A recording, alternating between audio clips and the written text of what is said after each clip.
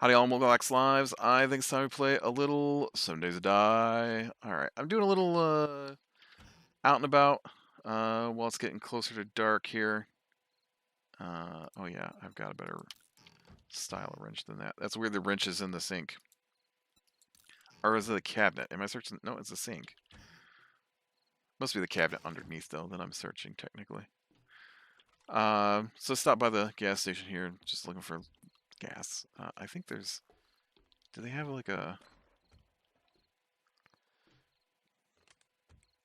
This place doesn't have a garage attached to it, it's just a big old... Oh, there is a garage. Why didn't I see the garage inside here? We got to the end of our D&D book this week. Um, I've been really pushing toward... Okay. I didn't push. I got excited about Starfinder. I bought a Starfinder campaign bundle, and it was like a bunch of the books, and oh, I am completely full of stuff now.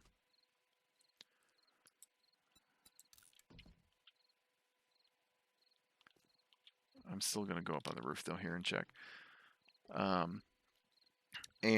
So I've been wanting to play Starfinder because we play a lot of D&D. I've been playing it for years now. I still love it. If I hadn't done Starfinder, we would be playing other D&D. I'm sure we would have continued the campaign that we were running. But because I got Starfinder and we are playing another D&D campaign, I thought it would be nice to break up all the D&D, maybe, with, because I got all this water on me.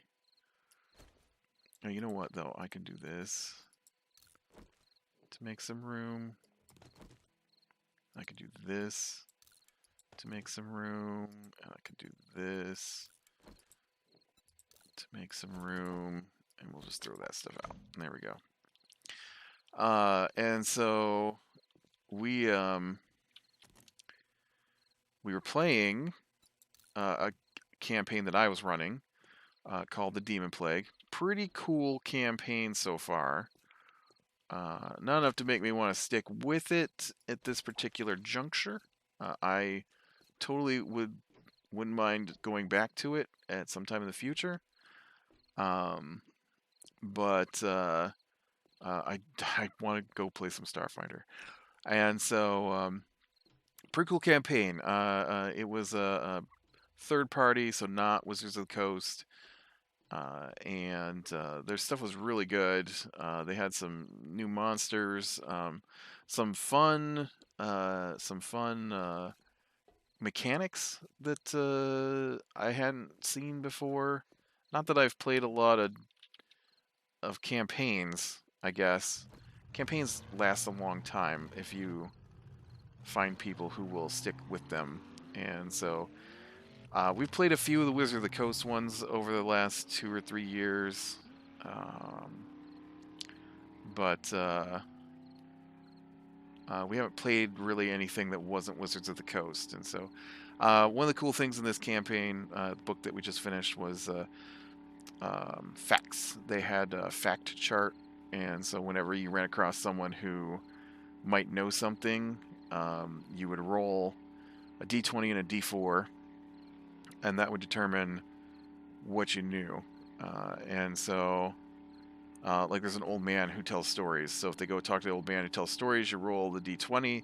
It tells you which story he's going to tell, and then you roll the d4, and it tells you which version of the story he's going to tell. So there was like the complete truth, a truth,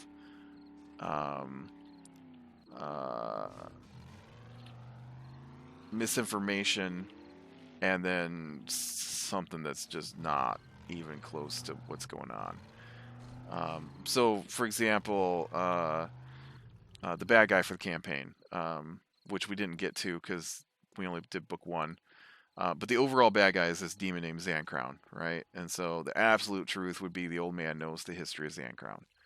And it gives you like a paragraph of what he knows for each of those. I mean, it might be like a sentence or two, but The complete truths were usually a bigger chunk. So it would be like Zankron's this demon. He came after the elves. He's a plague demon. Um, and if he's not stopped, he's going to wipe out the whole world with his plagues, right? And then a false thing might be there's a dragon that's causing all this, right? So I made these sham chowders today. I was looking at, I spent my points, and so I was looking at what I could do um, to get more.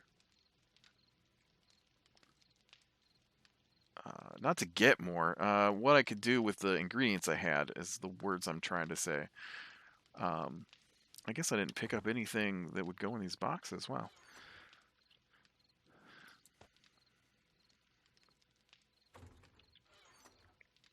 Uh, so yes, I thought that was a cool mechanic. Anything else super cool? Super cool bad guys. I like some of their demon stuff. They're You didn't get into the demon stuff in this one. You got into the weird undead in the first one. So they were like um, barbed skeletons and um, stuff like that. Uh, Zombies that spit acid and uh,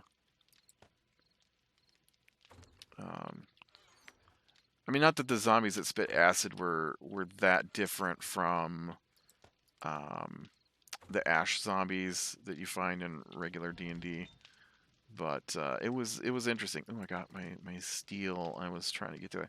I wanted to patch up the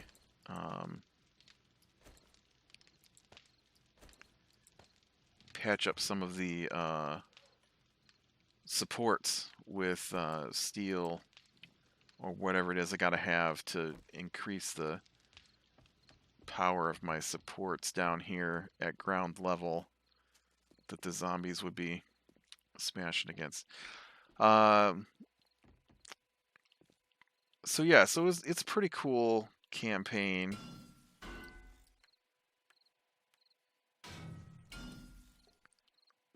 It takes a lot of steel. Wow. Oh, look at this. This is like on a thing. I guess that's fine. That takes scrap iron to increase.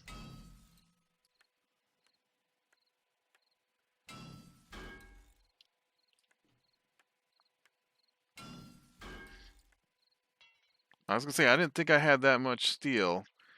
If you keep going, but yes, this is what I want to do was get some steel on my supports. Although I don't have a lot of scrap iron at the moment, so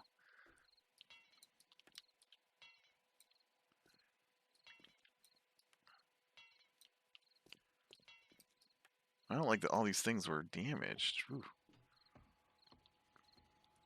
So yeah, it was a pretty good campaign, and I like one of the cool things that pain that didn't happen was the first book had this whole thing with an election, and so I kind of wanted that to happen, but I also felt that things had evolved in a different way that disallowed the election. So that's not something I see a lot in the D&D campaigns we've done. There's not been a whole lot of world building events that change the landscape in such a way, and so the small town that they go to, that the whole game revolves around, is this place called Tomar's Crossing. And what has happened is a elves fled a demon war, uh, created a kingdom.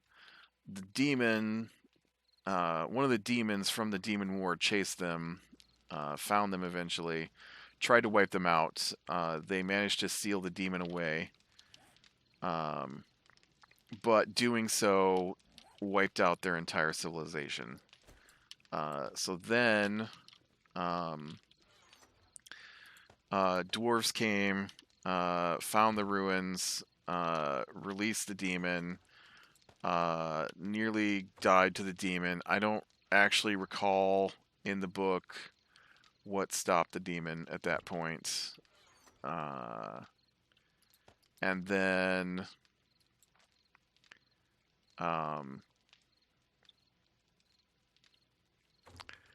and then uh,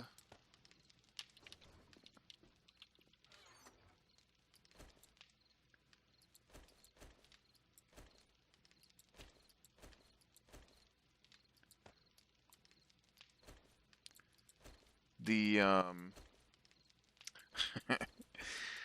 the dwarves got wiped out, and then after them came the greenskins, as they're called, the goblins and orcs and that kind of stuff. And then after them came the humans, and the humans ended up nearly getting wiped out as well. So far, they've managed to keep the demon contained to the valley where the campaign takes place.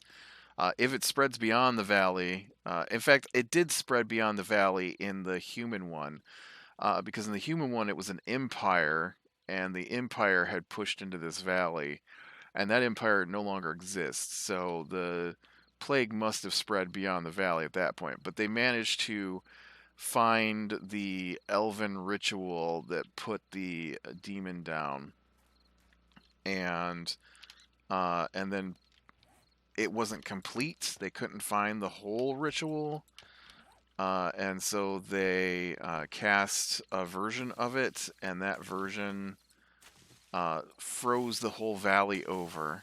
And one of the people from the Empire was this wizard who was frantically attempting to find a cure for the demon's plague. Got frozen in the middle of all of it. And so the campaign basically starts shortly after a comet strikes the area. It's sent by a demon who's been looking for the plague demon, and so they're going to try and I'm missing a chrysanthemum. He's going to try to free Zancrown, the plague demon. I don't remember what the other demon's name is. We didn't get to him. And we didn't get to Zancrown either, but he's the focal point of this whole thing. And so I knew his name. The other demon is only like the bad guy for one book, because I think he's like the final bad guy for one of the... There's 4 books, so he's the bad guy for one of the 4 books and gets wiped out. If your party survives. And so there's only one town left because everything else got wiped out by the comet strike. It caused a tidal wave because the comet hit in the water off the coast, and so a tidal wave basically spread mud and stuff across the entire valley. And so the highest point in the valley was this small fur trader outpost called Tomar's Crossing. And so when they get there, Tomar's Crossing is approaching its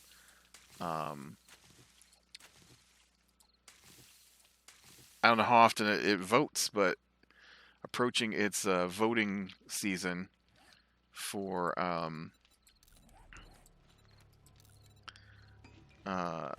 things. And so I thought it was very cool because so many of the quests and the people involved, because now the town has been flooded with refugees from all the other places, and so there's like this kind of fight going on about who has the right to vote, and the guy who's the current mayor has like blackmail information on all of the 1,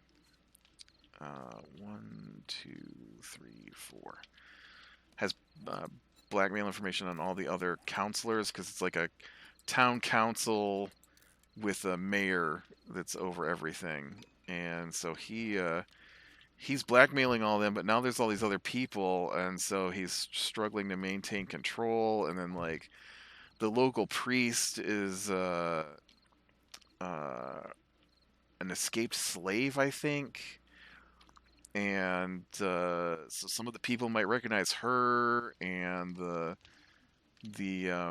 because now there's priests from the area where she escaped from, and so they want control over the one remaining church.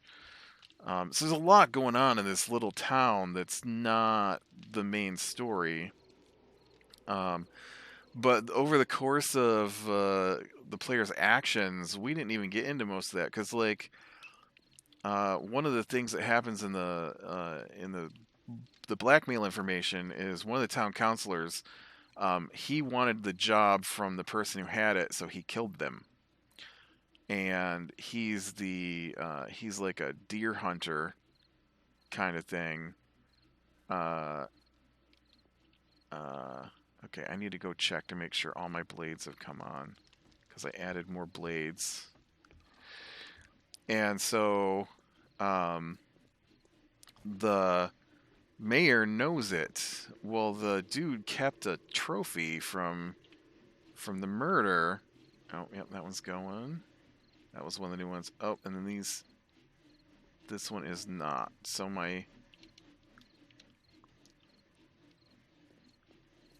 that means this front one probably isn't going to stay going either. How is it that this one is not? I better go check. I might need better engine. No. The engines don't have a number anymore. Why would my back generator... Do engines have a number?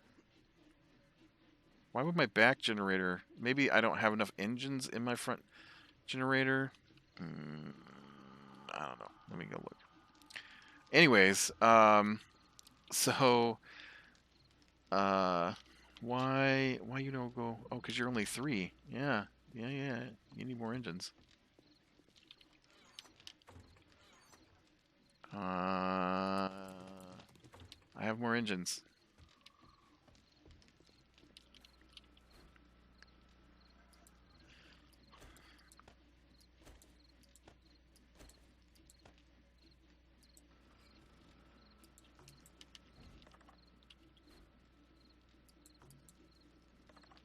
Oof, look at that.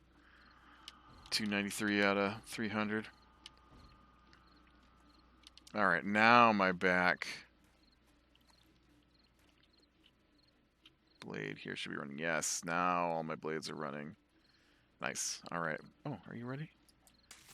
Look at you sneaking in after I already came through and harvested everything. What about you? No, you're still growing. So,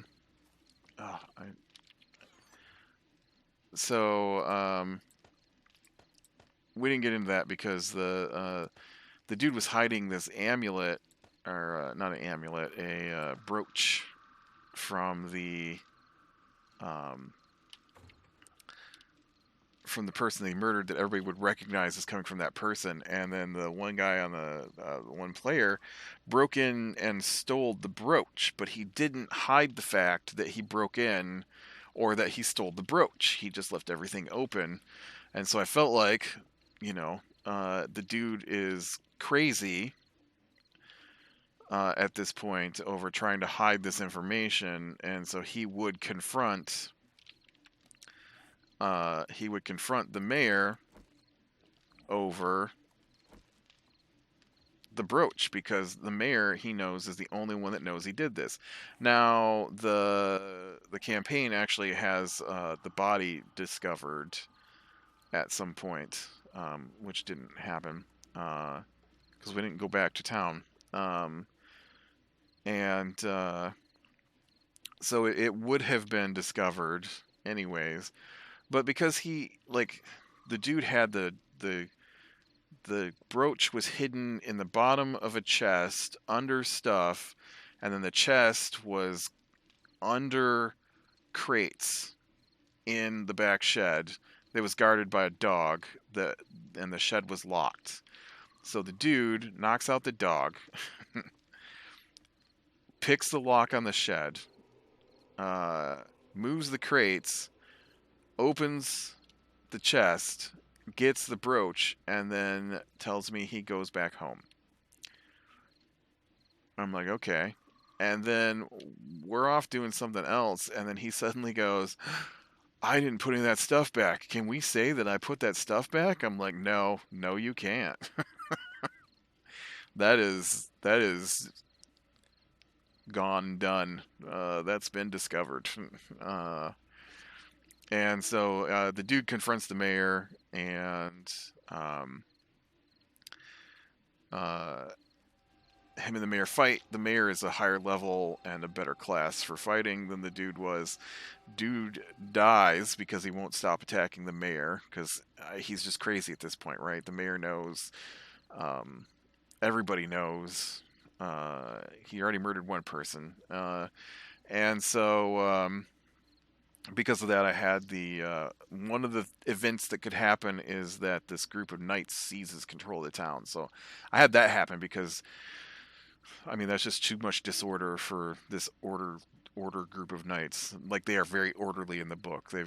They're the only ones with like walls and camp or a military style camp. There is another group that had a military style camp going though, but they were the big one. And so that was the end of my election. The knights took over, and so anyways, so the players went and before all that happened, they went from there. They got to the town. They found out that goblins and stuff were kidnapping people. They got sent to this fort that was nearby. Uh, that had got overrun by the greenskins, although they were blue because they're Arctic versions. Um, and so they went and they fought those guys. They rescued the prisoners. While they were there, they found out about the Black Skull Bandits. They also found out where the Black Skull Bandits were because there was a map showing the shipping routes where the goblins were and orcs were shipping the prisoners that they had captured to. Uh, so then they go to Gardong Marhold, I believe is the name of the place. And they go there and they talk to the Black Skull people and they fight them and they find out that they're working for Ralakai, who is the wizard who was frozen, who's now an undead necromancer who is frantically searching for a cure for the demon plague. Um, but he thinks it's still 1,000 years ago, so he thinks what has happened is almost all of civilization has been wiped out, and so the things he's doing that are horrible are a last resort kind of thing. Not that he's necessarily a bad person, just that there's no choice anymore because everything's been wiped out. And so yeah, so he is experimenting on people by infecting them with the demon plague and then trying to figure out how the demon plague is spreading through their bodies and stuff, using humanoids as his experimentation subjects, to find a cure to this demon plague. And so they go there, finally the last dungeon. They go there, they fight their way down through, they ignore a whole section of prisoners, they ignore a whole section of goblins that included a zombie saber-toothed tiger I wanted them to fight.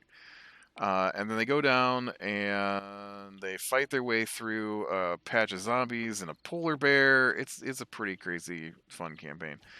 And so that's where they ended. And so this week, there were only two things left. One was a fight against some stone golems, which they did pretty easily. I expected them to. They're level 4. And then one thing that happened was so we're gonna play Starfinder, and I told him that we've got to be a little better about being characters in Starfinder because we play tokens on a map when we play D&D most of the time, and we don't get into the spirit of our characters. And I don't mean like making funny voices. I mean like we're like, this is the action I take, this is the dice roll I make.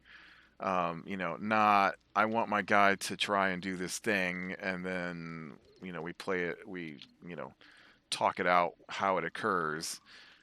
We simply do. I'm gonna roll a lockpick check to open this door, kind of thing. Not, you know, my guy's gonna look around and see if he can secretly pick the lock on this door. Uh, which is a difference. There's a difference. They're the same thing, but it's a difference in how the game plays out. And so what has happened is they didn't even fill out their character sheets completely for this campaign, apparently. And so we got to this room where there was an altar, and the altar could only be opened by a good aligned character. Well, guess what? None of the characters are good aligned, and the one guy didn't even fill out his whole character sheet, and he's like, well, my guy could be good aligned. I don't have an alignment written down. I'm like, dude, you have not done one good aligned thing yet in this campaign. You're not good aligned, but I usually make my characters good aligned. I'm like, no, you write down on your character sheet that they're good aligned, but you don't actually do good aligned things. And he's like, fine, then is there any way to open this altar? And I'm like, no, you can't open the altar, because he cast a spell to detect magic, and so that's he knew there was something magic in the altar, and he had to have it. That got his character killed. Usually he runs away from everything, but one time he thought there was treasure, and so he ran alone into a room ahead of everybody else to try and make sure he got the treasure, because in the middle of the room was a rack of swords, but the swords were a trap, and they were alive, and they chopped him to pieces. It took a long time. It took like 6 rounds of combat to chop him to pieces. Everybody was rolling terrible, but it did happen. And so usually he's so scared to do anything that he keeps his characters all the way as like 2 rooms back, and he runs in and makes an attack and then runs away so he can't be attacked, kind of thing. But he also wants all the treasure, and every time. And like in one campaign, he made a character, and then said that the character's backstory was he came from a place that had to have all the magic items because they felt they were too dangerous to be in the world. So that's why his character had to have every magic item, so that he could take it back to his people to have it cataloged. And so yeah, he was really frantic to get that. But I'm like, no, dude, you're not good aligned. You didn't play good aligned. You didn't write down good aligned on your character sheet. You're not good aligned for this particular instance. It's just not happening. So when we play Starfinder next, which is the plan, I told him after this session that we would have to be a little more thorough on coming up with what our characters were and how they would act in different situations. And then they got to Zankron, or not Zankron, they got to Ralakai, and they talked with him. I was shocked. I thought they would charge in, but when they opened the door, he talked, so they talked, and they came to an agreement since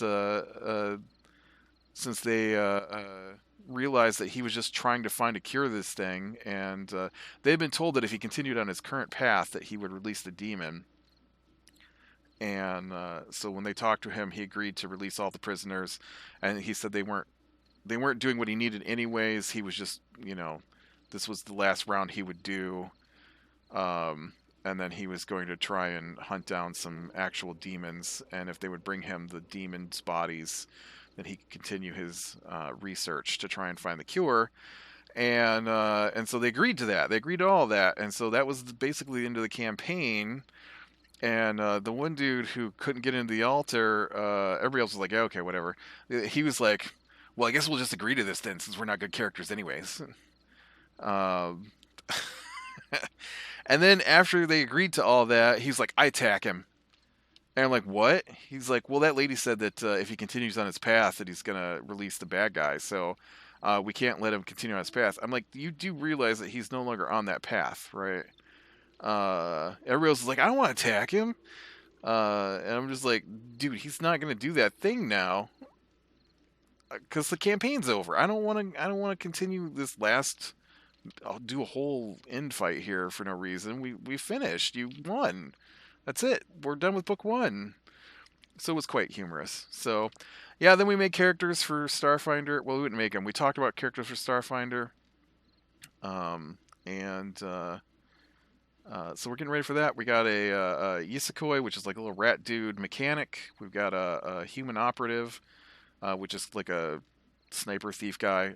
We've got a android Solarian, which is a guy who uses the power of stars as weapons and armor. And then a Shirin, which is an insect person, Technomancer, which is basically Starfinder's version of a wizard. So yeah, here in 3 weeks, I think we'll be getting started on that. So then we'll have Starfinder stories instead of D&D. We'll still have D&D stories because we're still playing the other D&D campaign on the opposite weeks, right? Because it's every other week we switch DMs. So, all right, with that, be bearing the small things, lead in the light, and I will talk to you later.